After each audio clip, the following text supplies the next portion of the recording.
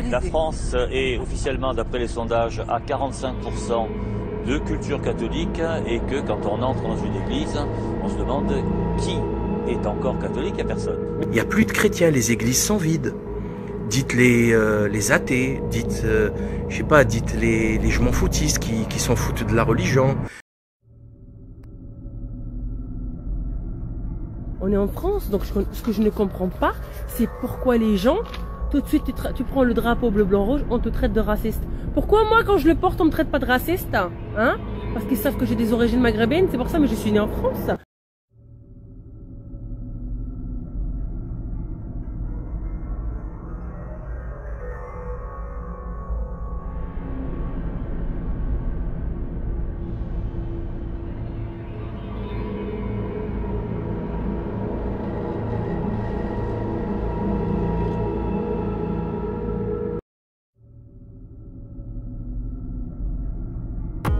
Absorber un maximum d'alcool en un minimum de temps jusqu'à atteindre un état d'ébriété avancé, c'est le principe de ce que l'on appelle le binge drinking, en français, l'ivresse express. Venue tout droit d'Angleterre, cette tendance concernerait aujourd'hui entre 40 et 60% des jeunes Européens. Coma éthylique, comportement violent, accident de la circulation, les risques immédiats de ces orgies de boissons sont bien connus.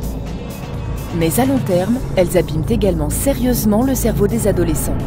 À Amiens, l'équipe de recherche dirigée par Michael Nassila est spécialisée dans l'étude de ce phénomène.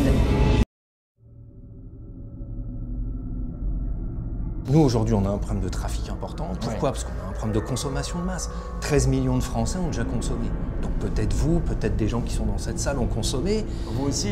Peut-être. Oui. Pourquoi on dit comme ça? Pourquoi on dit pas oui? Parce qu'en France, on peut pas. Moi, j'ai fait oui.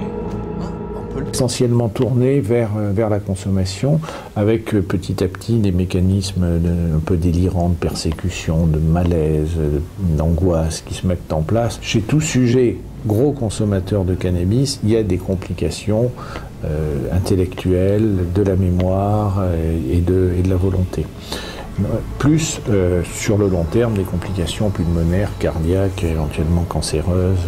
Le problème principal, c'est les difficultés d'apprentissage scolaire, de concentration, d'adaptation.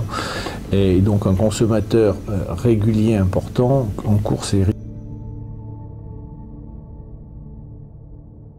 Les Français prennent encore trop de médicaments contre l'anxiété et l'insomnie. Ils sont les deuxièmes plus gros consommateurs d'Europe, juste derrière l'Espagne. L'agence du médicament constate tout de même une baisse modérée depuis 3 ans. En 2015, il s'est vendu plus de 117 millions de boîtes de benzodiazépines.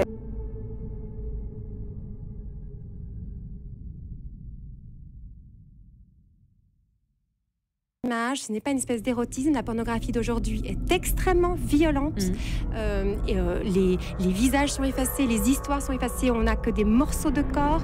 La femme est réduite à n'être plus qu'un trou, plus qu'une chose, comme instrument de plaisir. C'est une course à la performance. On n'est pas du tout dans ce qu'on peut imaginer, ce qu'on imaginait de ce qui se passait à l'époque. Donc ça, c'est déjà... Pourquoi ça a pourri votre adolescence? Parce que du coup, la femme est devenue un objet. L'image de la femme, alors que j'avais pas d'image de la femme avant cela, l'image de la femme est devenue celle d'un objet sexuel, un objet de désir sexuel qui se résume à une paire de seins, une paire de fesses, quoi. J'ai l'impression que l'agressivité, le monde est plus agressif quand même, que les hommes objectisent les femmes beaucoup plus qu'avant. C'est lié à la montée du porno, qui est une des premières addictions dans ce pays, sur Internet. Enfin, je veux dire, le fait que la femme soit objet, ouais. Beaucoup plus qu'autrefois, je trouve. C'est en tout cas permis, en fait.